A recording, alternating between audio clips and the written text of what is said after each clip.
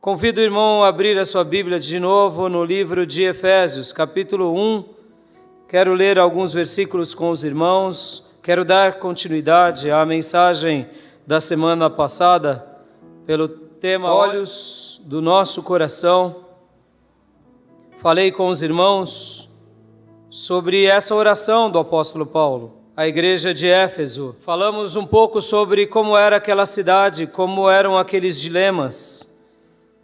Os dilemas pelos quais aqueles irmãos enfrentavam uma cidade pagã, uma cidade que adorava uma deusa, Diana, uma cidade que não era uma cidade que temia a Deus, pelo contrário, era uma cidade anti-Cristo. Deixa eu te ensinar uma coisa aqui, irmãos, que isso é muito relevante, muito relevante. Tudo que não é cristão, ou tudo que não confere glória a Cristo, tem em si um atributo anticristo. Tudo aquilo que não é cristão, ou tudo aquilo que não glorifica Cristo, ou os ensinos de Jesus, em sua essência, ele é anticristão. Porque tudo que Deus fez, faz e realiza, sempre é bom, sempre é perfeito e sempre é agradável. Sempre. Você nunca vai ver Jesus nos colocar numa fria. Você nunca vai ver Jesus colocar uma família numa pior. Um filho sendo educado por Cristo se tornar pior. Um servo de Deus que faz a vontade de Deus fazer coisas más. Não, jamais. Tudo que vem de Deus, tudo que procede de Deus, ele é sempre bom, ele é sempre perfeito e ele é sempre agradável. Não só a igreja, mas a vida de cada pessoa e de cada cidadão. E tudo aquilo que foge desse padrão, mesmo que tenha o nome de Deus, pode estar tendo apenas um nome cristão, mas se vai contra a dignidade humana, se vai contra a ética, se vai contra a moral, se vai contra a decência, se vai contra uma inteligência saudável e abençoada, se vai contra a saúde, creia. Mesmo que seja algo aparentemente bom, ele é algo anticristão. Interessante, não? Muitas vezes nós não temos essa relação, a gente só acha que parece que tem aquilo que é de Deus, aquilo que é do diabo e aquilo que é neutro. O neutro não existe no cristianismo. Entenderam? Não existe algo neutro. Não existe. Mesmo que uma pessoa confesse algo neutro, muitas vezes, ela já está num campo anticristo. Ela não glorifica Cristo, já é o humanismo. Pode ver. Estou falando isso porque a gente vai dar continuidade nessa mensagem, Olhos do Coração. Paulo, quando ele vai e fala a essa igreja, ensina a essa igreja, ele só está relembrando algo a essa igreja, pela qual ela tinha recebido com muita fé, com muito amor. E agora eles estavam exercitando essa fé, mas Paulo mesmo, tendo já feito uma grande obra naquela igreja, aquela igreja de Éfeso, Paulo ainda continua orando por eles, dizendo: Senhor, abra os olhos do coração deles. Eles já eram de Deus, já confessavam a fé, já se reuniam para adorar a Deus, e ainda vem Paulo e diz: olha, eu oro por vocês, para que vocês sejam iluminados, e os olhos do coração de vocês possam serem abertos. Olha que coisa fantástica. Mas, Senhor, pastor, eu já sou de Deus, eu já sou do Senhor, mas eu tenho algo para te falar nessa noite. Deus tem muito mais a realizar na tua vida. Deus tem muito mais a fazer na nossa vida. Pastor, mas Ele já fez grandes coisas. Ah, amado, enquanto vivermos é possível vermos coisas ainda mais extraordinárias, coisas mais significativas. Sabe por quê? Porque o nosso Deus, Ele é todo poderoso. Ele é o Criador do céu e da terra, o Rei do universo. E Ele pode se manifestar para mim e para você muito mais do que já se manifestou. E Ele pode fazer coisas na nossa vida ainda muito mais grandiosas. Sabe por quê? Porque Ele ama operar no meio do seu povo. E para que isso aconteça, ou para que isso realmente aflore cada dia mais, somente aqueles que têm olhos do coração abertos e desejam isso. Por isso que eu gostaria de, nesse início, já dizer: seja ousado em Deus. Seja ousado em Deus. Seja ousado no mundo espiritual. Seja ousado de querer conhecer a Deus, de querer desfrutar do poder de Deus. Seja ousado de ter intimidade com Deus. Seja ousado. Nessa semana eu falava com uma irmã. Essa irmã, ela disse que começou a orar muito por um propósito. E ela começou a buscar a Deus com muita ênfase num propósito pela família dela, por algumas pessoas. E de repente ela ali, se abrindo para mim, ela disse: sabe, pastor, eu me acovardei. Eu falei: mas por que, filha? Ela disse assim: eu comecei a orar. É uma família que não teme a Deus, é uma família que não busca a Deus, busca as coisas erradas. E eu comecei a interceder, orar e me consagrar por eles. E de repente foi meu filho que ficou doente, meu marido começou a ser atribulado, eu comecei a ser atribulado, e eu fiquei com medo. E eu me acovardei. Eu falei: meu Deus, se eu só comecei a orar já aconteceu tudo isso, então eu vou parar. E ali eu carinhosamente encorajei a minha irmã, falando: não, filha, não pare, porque é isso mesmo, é isso mesmo. Quando nós nos posicionamos diante de Deus para fazer a obra de Deus, há uma fúria infernal que se levanta mesmo, e chega a um ponto que parece que nós seremos engolidos, destruídos, mas essa é a hora em que Deus está elastecendo a tua fé e a tua ousadia em Cristo, porque mesmo que dentro de você esteja dizendo: Senhor, eu não vou aguentar, mas você continua firme e determinado diante de Deus, com aquela fé inabalável. Na hora que você acha que não vai aguentar mais, Deus rompe toda essa obra maligna, tudo cai por terra e a vitória do Senhor vem sobre a tua vida. E ela diz: mas pastor, o que eu faço? Eu falo assim: você só se mantém firme, porque é nessa hora que o Senhor peleja por mim e por você. Ó, querido irmão, é assim na nossa vida. Toda vez que nós nos colocamos à disposição de Deus para fazermos algo para Deus, parece que o inferno se abre. Os demônios vêm. Ora pela família, ora por meio da saúde de alguém que cai doente, o emprego, circunstâncias mais variadas. Mas eu te digo, em nome de Jesus, o Senhor, mantenha-se firme, porque a força sua vai vir de Deus, e você vai prevalecer, e é Deus te permitindo passar por isso. E aí você diz: mas pastor, porque eu sinto de repente dentro de mim como que se as minhas forças se desvanecessem. Sim, as suas forças se desvanecem, sim, porque você não vai fazer na sua força, você vai fazer na força do Senhor.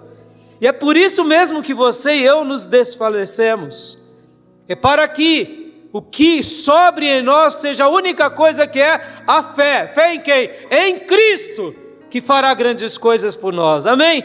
É Ele, irmão, é Ele, é só Ele.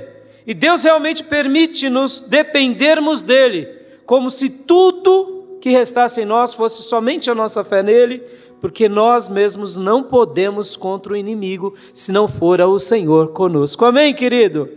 Nessa noite, em nome de Jesus, eu quero te dizer: seja ousado em Deus, tenha altas expectativas em Deus, no reino de Deus, nos projetos de Deus, para aquilo que Deus tem na sua vida, na sua família, no seu ministério, na nossa igreja. Sabe por quê? Porque é Ele que vai realizar as coisas na nossa vida, no tempo dEle e da forma dEle.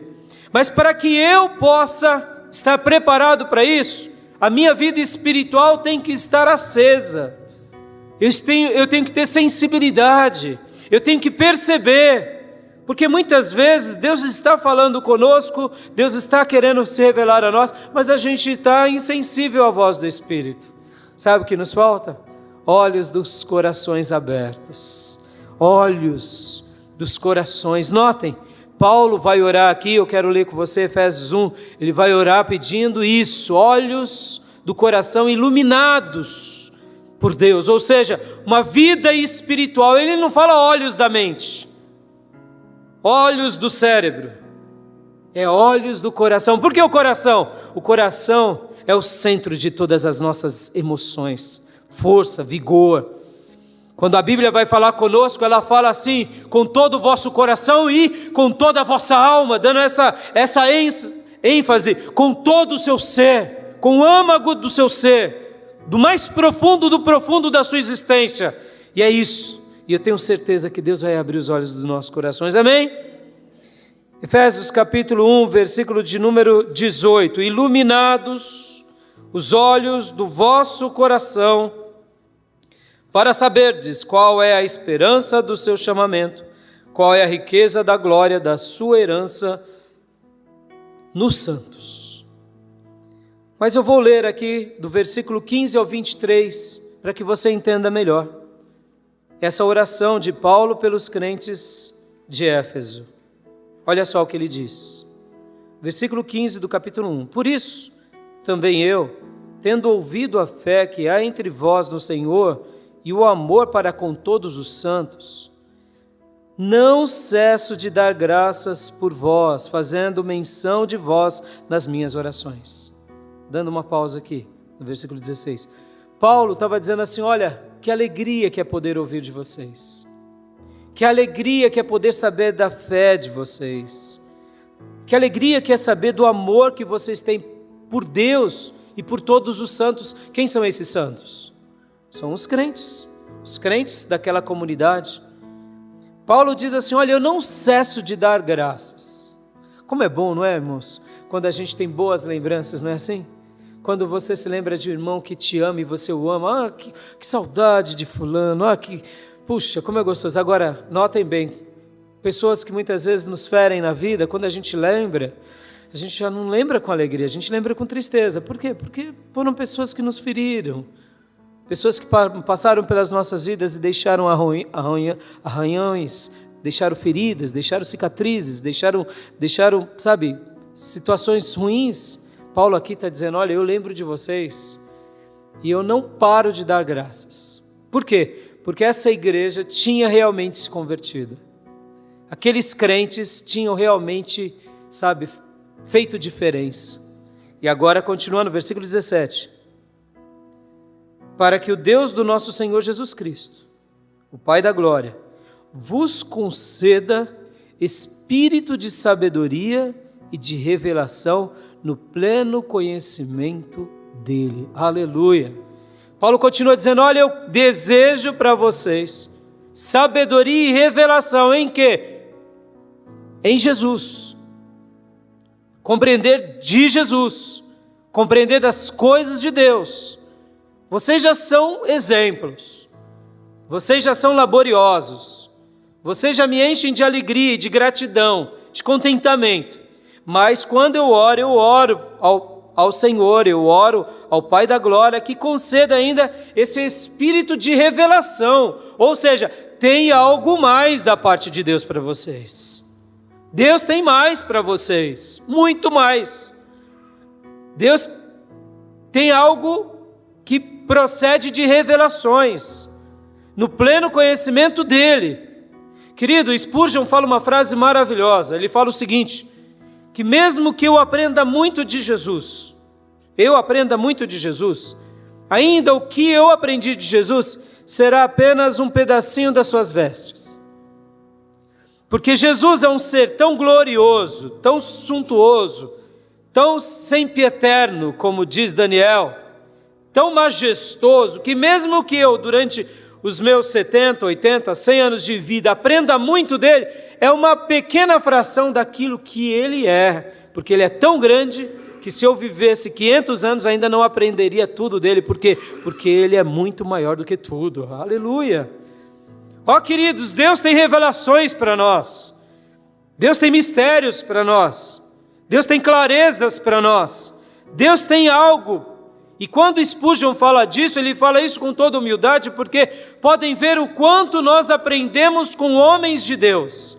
E mesmo que eu aprenda com um homem de Deus, com 2 homens de Deus, com 10 homens de Deus, mesmo assim ainda é pouco por aquilo que ainda Deus é. Aleluia! Deus tem muito mais para nós, queridos. Continuando o texto.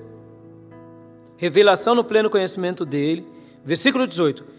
Iluminados os olhos do vosso coração, para saberdes qual é a esperança do seu chamamento, qual é a riqueza da sua glória, da sua herança nos santos, e qual a suprema grandeza do seu poder para com os que cremos, segundo a eficácia da força do seu poder, o qual exerceu ele em Cristo, ressuscitando dentre os mortos e fazendo-os sentar à sua direita nos lugares celestiais, acima de todo principado e potestade, e poder e domínio, e de todo nome que se possa referir não só no presente século, mas também no vindouro, e pôs todas as coisas debaixo dos pés, e, para ser o cabeça sobre todas as coisas, o deu à igreja, o qual é o seu corpo, a plenitude daquele que a tudo enche todas as coisas. Aleluia! Eu não vou dessecar esse texto, porque esse texto ele é tão rico, mas mostra como Jesus é glorioso, como ele é majestoso, ele é o cabeça da igreja, a igreja é o corpo de Jesus. Ele está acima de todas as eras, ele preenche tudo e todos, e ele está acima de todos os reinos, todos os principados, toda potestade, todo domínio e todo nome que se possa referir, não só no presente século, mas no vindouro, ou seja, ele é sobre tudo. Esse é o nosso Jesus, que você teme e eu temo.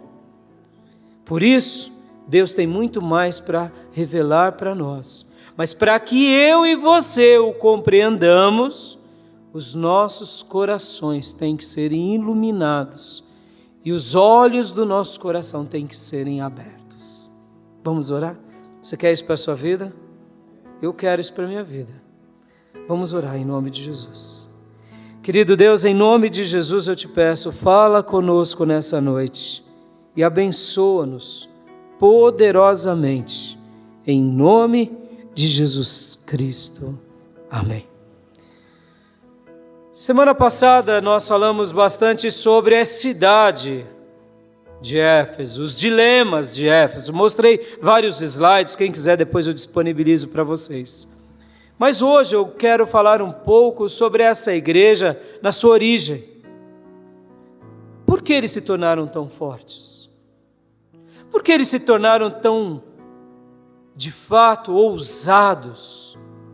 Por que eles se tornaram esses crentes tão repletos de modelos? O que fizeram eles que nós possamos aprender? O que eles realmente tinham que nós podemos também ter? Porque, irmãos, tudo que está na palavra de Deus é para o povo de Deus de todas as gerações. Amém? Eu quero acreditar que aquele modelo da igreja primitiva, que nós temos em Atos, é para nós também. Amém? Eu quero acreditar que a operosidade do poder de Deus que havia na igreja primitiva é para nós também. Que essa igreja que abalou aquela cidade, nós podemos também, pelo poder do Evangelho, abalar a nossa cidade também, amém? Eu acredito nisso, irmãos. Ó, irmãos, eu acredito que Deus ele é tão real, e que o poder dele é tão real, que os mesmos feitos que ele fez no passado, ele pode fazer no presente, durante toda a nossa vida e no futuro. E na história a gente pode deixar uma marca maravilhosa de servos de Deus, que amamos a Deus e que fomos fiéis até a morte, como muitos foram, amém? que essa igreja fez? O que eles fizeram? O que eles se tornaram? Por quê? Eu gostaria de refletir com vocês e ir um pouquinho lá para o texto de Atos. Vamos voltar um pouquinho em Atos, vamos ver algumas coisas interessantes. Vamos ler alguns versículos para a gente poder entender os segredos dessa igreja. O segredo dessa fé, que outrora não teve medo de lutar contra uma outra fé, uma fé dominante, inclusive eu citei aqui na semana passada, uma fé tamanha da deusa Diana, que abalava toda aquela região, e não somente aquela região naqueles dias, mas que já há muitos séculos era uma deusa idolatrada tanto pelos romanos quanto pelos gregos. Uma fé que, mesmo depois da destruição do templo de Diana, reconstruíram segunda vez, reconstruíram terceira vez. Agora aqui, quando os apóstolos estão nessa igreja, abra sua Bíblia lá em Atos, capítulo de número 18. Atos, capítulo de número 18, a gente vai ver alguns segredos deles, e eu quero trabalhar sobre 2 segredos aqui, nessa noite, apenas 2, que o fizeram ser crentes tão valorosos. O coração deles foi aberto, o coração deles, os olhos do coração deles eram iluminados, mas eles queriam mais de Deus. Você quer mais de Deus? Enquanto falo, irmão, fica no Espírito e peça a Deus: Senhor, me ensina mais, abre os olhos do meu coração, toca na minha vida. Se há algo em mim que tenha atrapalhado eu compreender a Tua palavra, arranca isso. Se algo eu aprendi que tem feito com que eu não Te sirva mais como eu Te servia, destrói isso. Esses dias atrás uma irmãzinha chegou para mim e falou assim: sabe, pastor, eu tomei uma decisão de novo na minha vida. Falei: qual, filha? De voltar ao primeiro amor, de voltar às primeiras práticas, de buscar de novo o que nem eu buscava, pastor, porque os anos foram se passando, as lutas foram vindo, e de repente eu fui apagando aqui, apagando ali, apagando acolá, mas eu de novo estou refazendo as minhas alianças, refazendo os meus votos, e estou me sentindo restaurado. E começou, enquanto ela falava, eu só glorificava a Deus ouvindo ela. Sabe por quê, queridos? É isso que Deus tem para a tua vida. É isso. Enquanto falo, clame de todo o seu coração: Deus, eu sou teu. Eu entreguei a minha alma a Ti pertenço. E enquanto eu viver, eu quero Te glorificar. Restaura a minha vida. Eu tenho certeza que o Espírito de Deus, pelo qual servimos, iluminará os olhos do seu coração. Mostrará áreas da sua vida pela qual você precisa se reposicionar. E eu tenho certeza que você vai fazer isso. Sabe por quê? Você está aqui na casa do Pai. Você veio aqui. E eu tenho certeza que Deus tem algo para a tua vida. Qual era o segredo dessa igreja? Ou quais eram os segredos? O que eles faziam para ter alcançado esse tamanho prestígio agora de Paulo? Uma coisa que eu noto, irmãos, é porque aqui eles eram homens que aprenderam com Paulo e com os demais que estavam com Paulo, dando prioridade em primeiro lugar à palavra de Deus. Atos capítulo de número 18, a partir do versículo de número 24, do 24 ao 28, vai falar uma coisa interessante, que Apolo vai até eles, fala sobre eles, fala do caminho, fala de algo muito importante e ensina o caminho do arrependimento a eles. E depois vem Paulo, então, e aqui começa a explicar não somente os caminhos do arrependimento com João Batista, mas explica também mais coisas com relação ao caminho do Senhor. E a primeira coisa que eu noto nesses homens de Éfeso é que eles tinham um coração voltados à palavra de Deus. Guarda isso, amado. Guarda isso, filho. Esses homens, mesmo vivendo no mundo pagão, no mundo anticristão, Eles não estavam felizes com aquilo. Quando chegou Apolo, falando das boas notícias do arrependimento, eles deram ouvido a isso, a mensagem que João Batista pregava. E eles já estavam querendo conhecer a Deus. Por quê? Porque eles estavam sendo instruídos pela mensagem de Apolo, e só que eles não tinham conhecimento ainda sobre Jesus, não tinham conhecimento ainda sobre o Senhor, sobre toda a obra que Jesus fez, só apenas conheciam a respeito de João Batista. Notem que coisa fantástica! Eram gentios, não eram judeus. Olha que interessante isso, irmãos. Presta bastante atenção nisso. Vou explicar aqui em alguns minutos algo para vocês entenderem melhor. Quando João Batista veio para essa terra, ele era o profeta que o profeta Isaías tinha dito: olha, você será a minha voz que preparará o caminho para a vinda do Senhor. E aí João Batista então começa a falar para o povo de Deus, começa a pregar a mensagem do Evangelho, começa a anunciar a mensagem do arrependimento, mas ainda Jesus não tinha vindo. Ou seja, mas essa mensagem era uma mensagem para o povo judeu. O povo judeu tinha a expectativa do Messias. O povo judeu sabia que um dia ia vir o Messias, ia vir o rei. João Batista foi essa voz profética que vai até o povo de Deus e restaura esse povo, e fala sobre o arrependimento. Só que agora, essa mesma mensagem de João Batista chegou em Éfeso. Só que aqui esse povo não era judeu, era gentil, mas eles tinham sede de Deus, aleluia! E a mensagem de João Batista chegou sobre eles e eles aceitaram. Eles aceitaram. Em outras palavras, eles estavam com o coração seguindo o Senhor e buscando o arrependimento dos seus pecados.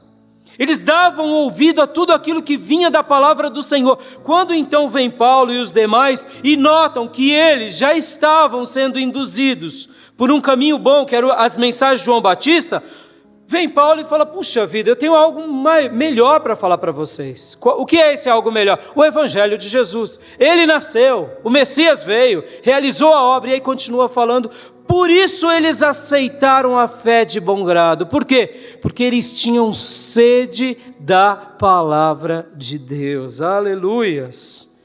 Tamanha era a sede deles.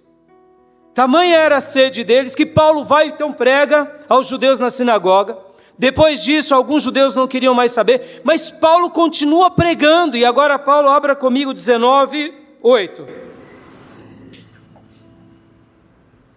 Olha só, 19:8. Durante 3 meses, Paulo frequentou a sinagoga, onde falava ousadamente, dissertando e persuadindo com respeito ao reino de Deus. Visto que alguns deles se mostravam empedernidos e descrentes, notem, agora Paulo, durante esses 3 meses, prega para os judeus, mas vê que alguns estão, olha o texto, empedernidos. O que é isso? O que é empedernidos? Quem se lembra?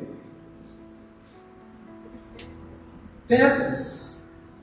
Empedernidos é um adjetivo, se a gente pode dizer, para aquele que está endurecido, na semelhança de uma pedra, ou seja, tem coração de pedra. Visto que alguns deles se mostraram empedernidos e descrentes, falando mal do caminho diante da multidão, ou seja, falando mal do caminho, que caminho era esse? Pode ver que na Bíblia está caminho maiúsculo. Que caminho? Caminho? Como que a igreja se chamava naqueles dias? Igreja Batista? Assembleia de Deus? Presbiteriano? Não, eram discípulos do Nazareno, discípulos do caminho, discípulos daquele que pregava as boas novas. Não tinha, a igreja primitiva não tinha denominação, irmãos. Denominação surge ao longo dos séculos. É por isso que a placa fica bem lá fora mesmo, porque representa algo muito lindo. No céu não terá placa. Posso ouvir um glória a Deus? No céu não haverá placa, irmãos. Só entrará lá aqueles que são lavados e remidos no sangue do Cordeiro. Eu amo a Igreja Batista, mas eu adoro somente a Jesus. Eu amo a doutrina batista, mas eu adoro a Jesus. Eu não adoro a Igreja Batista, eu adoro a Jesus. Amém, irmãos?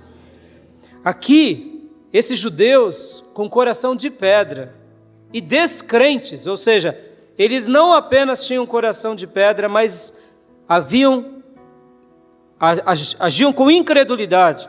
Começaram então a falar mal do caminho, ou seja, falar mal da mensagem do Evangelho. Diante da multidão, ou seja, estavam manipulando as pessoas, vociferando, fazendo contenda.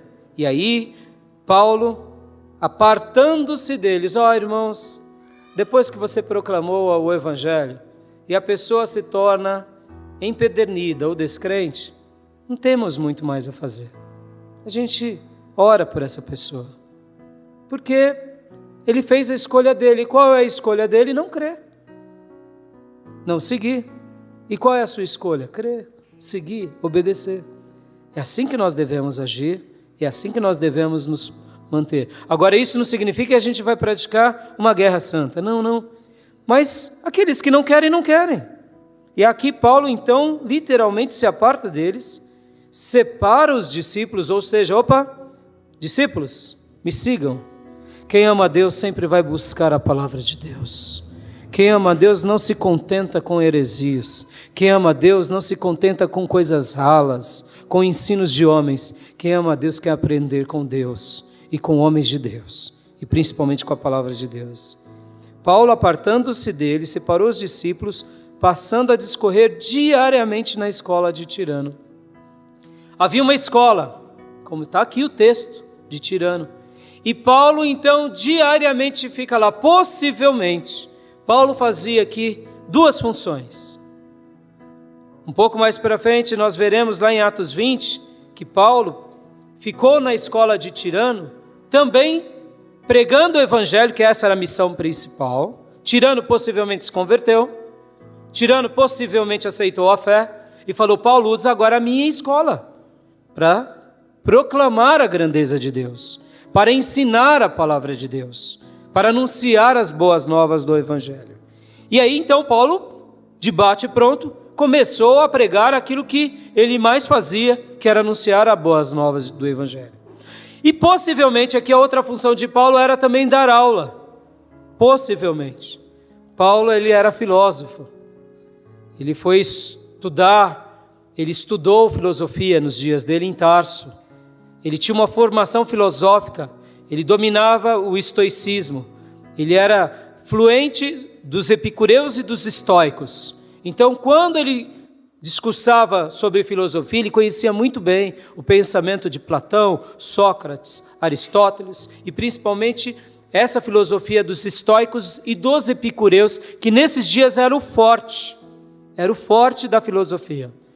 Possivelmente Paulo aqui ficou, porque em Atos 20 a gente vai ver que ele vai falar para aqueles bispos, quando ele se despede dos bispos, dessa mesma igreja que ele forma, ele fala assim: olha, eu não peguei nada de vocês, essas minhas mãos trabalharam para dar o sustento a mim e àqueles que estão ao meu lado.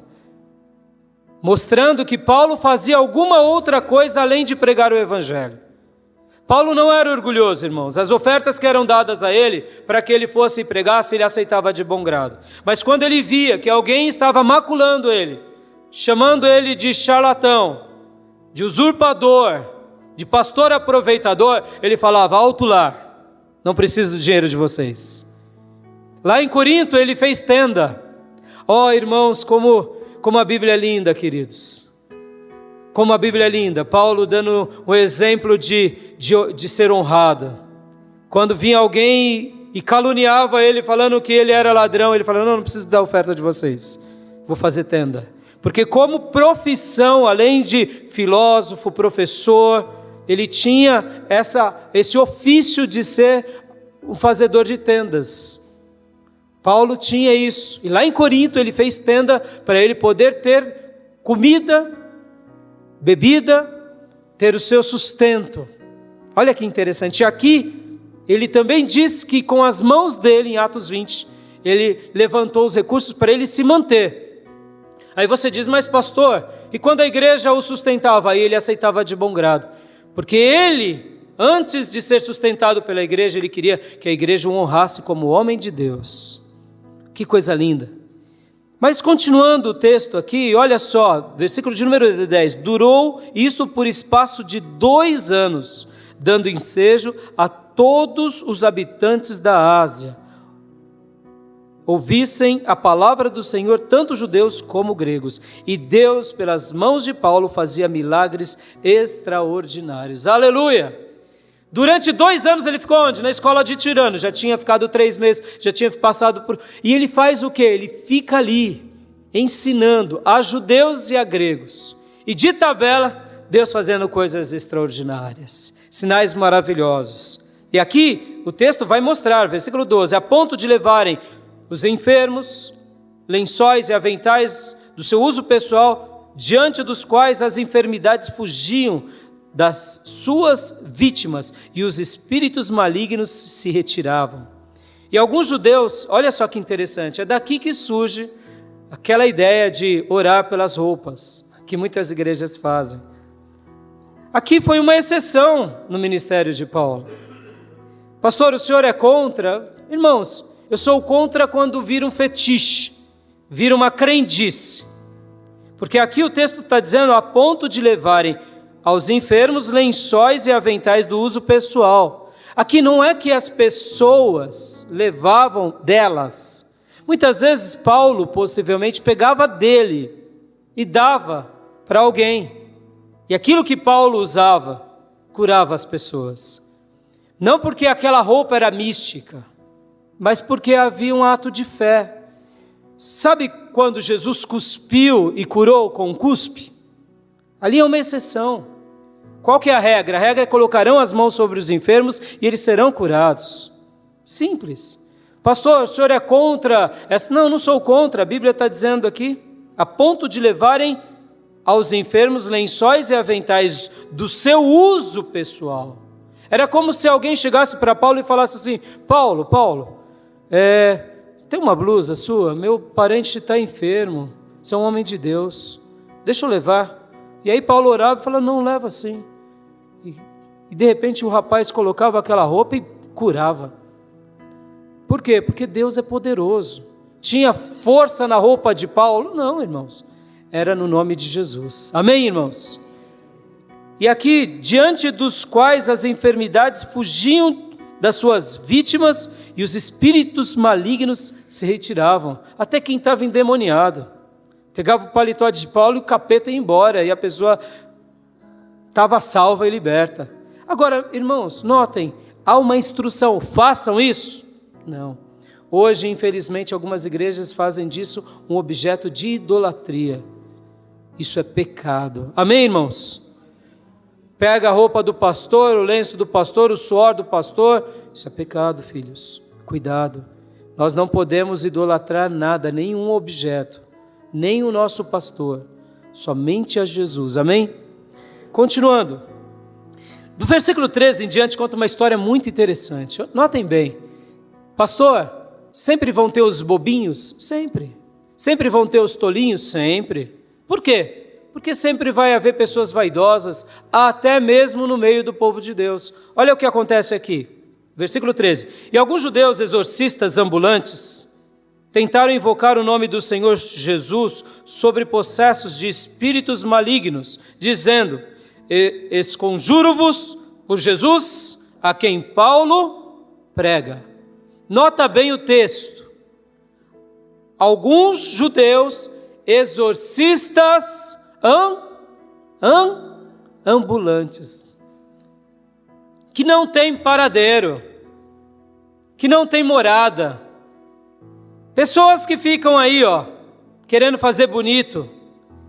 E aí eles começaram então a expulsar um demônio de um possesso maligno, e eles diziam, olha, eu esconjuro-vos por Jesus a quem Paulo prega. Nota bem isso. Esse texto aqui, irmãos, é uma denúncia para quem faz a obra de Deus de forma infantil.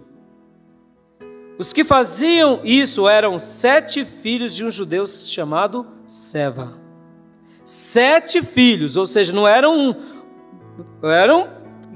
de tradição judaica, conhecedores da Torá, Talmud, Peshá, possivelmente estudiosos do Velho Testamento, que viram ali uns cristãos fazendo algumas coisas e falaram, a gente vai fazer também, e esse tal de Jesus tem poder, então a gente vai fazer também. Sabe aquele negócio que vai na onda?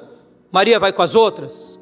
Irmãos, quem age pela cabeça dos outros, ou quem é guiado pela cabeça dos outros, não tem convicção em si. Cuidado, você tem uma alma. Não seja conduzido pela cabeça de ninguém, a não ser pela sua própria, diante daquilo que você enxerga por Deus. Amém, queridos? O que aconteceu com esses garotos aqui, esses meninos, esses 7 homens, 7 filhos de Cefa? Versículo 15, mas o espírito maligno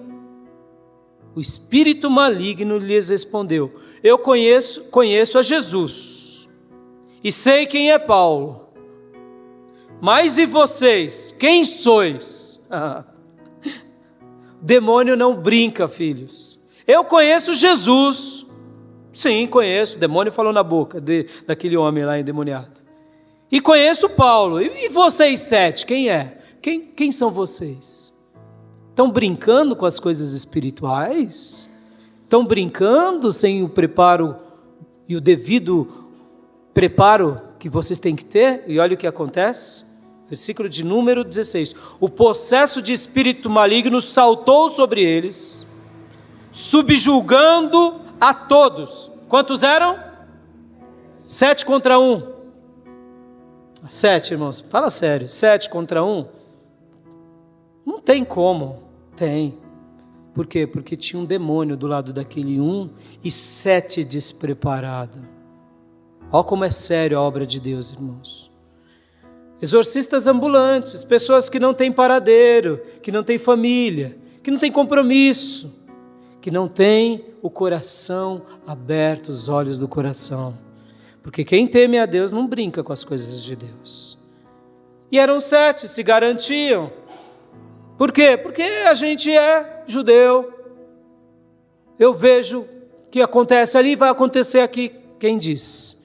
E aqui, esse demônio subjuga esses 7 homens, vai a eles, de tal modo prevaleceu contra eles que, desnudos e feridos, fugiram daquela casa.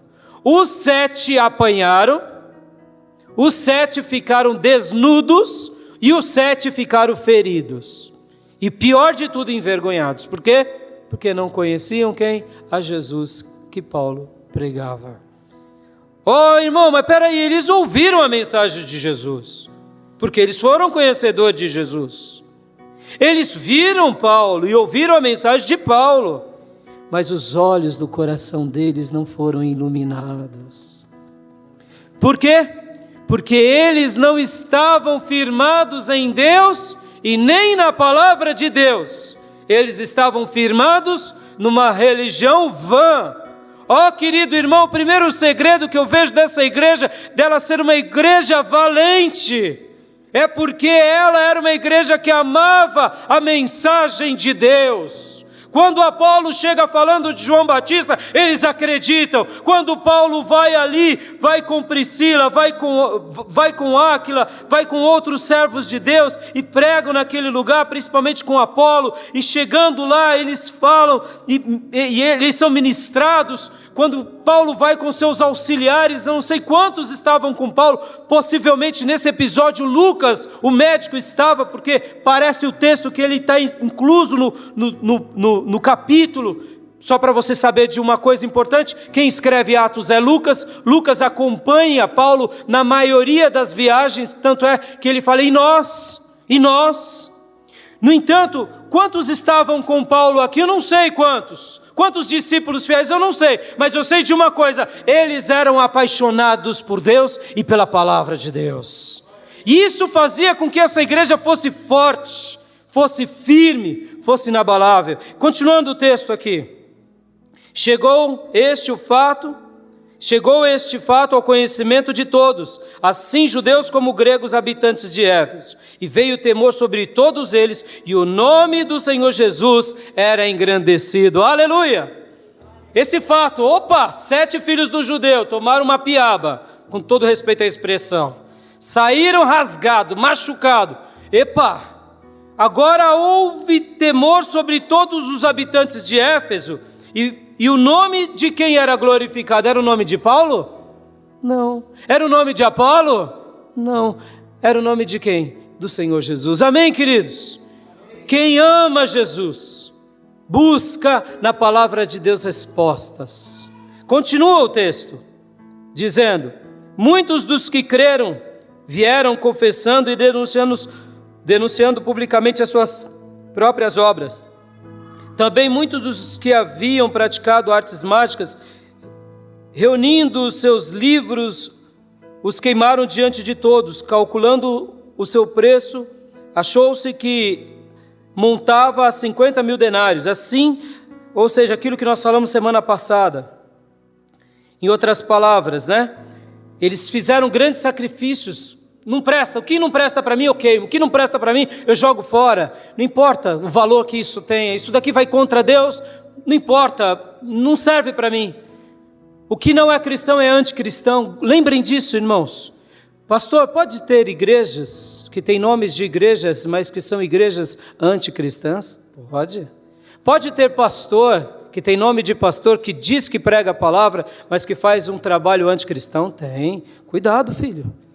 Cuidado, se aperceba para isso. Mas agora aqui no versículo de número 20, notem vocês, assim, quem crescia no meio dos efésios?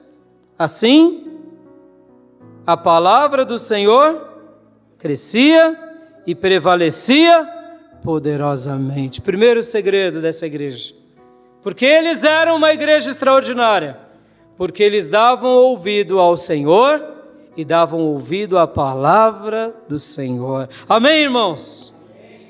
Em outras palavras, eles se uniram e eles se comprometeram de uma forma maravilhosa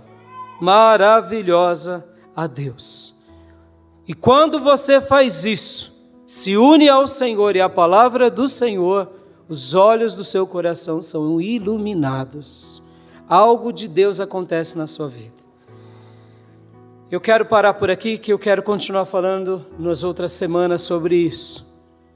Eu não sei o que Deus tem para a sua vida, mas nessa noite eu queria que você saísse daqui com esse desafio.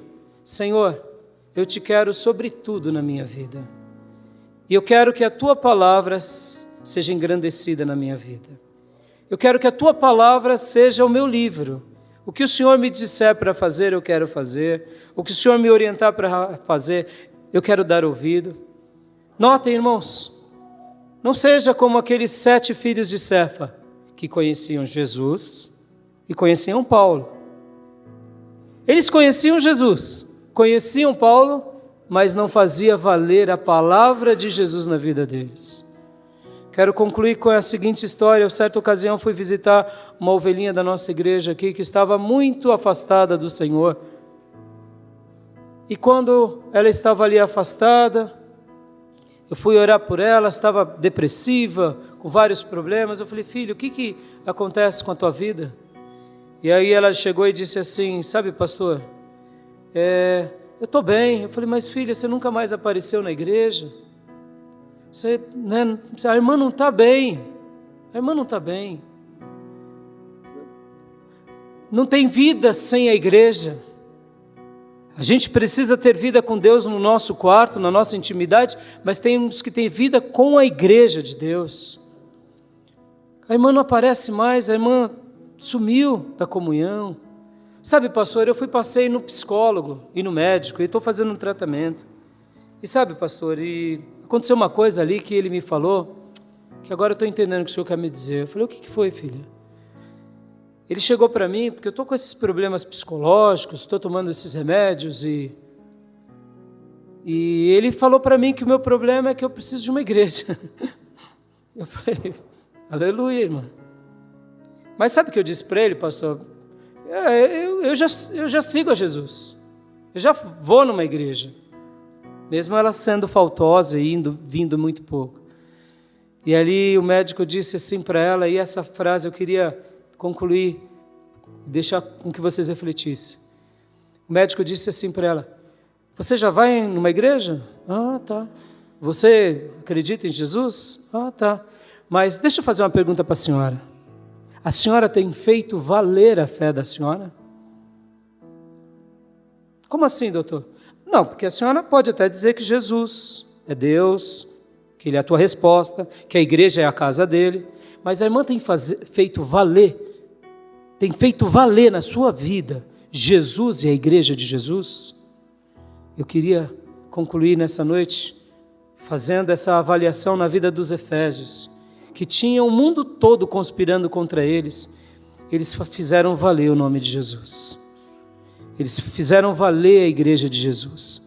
Eles fizeram valer a palavra de Deus.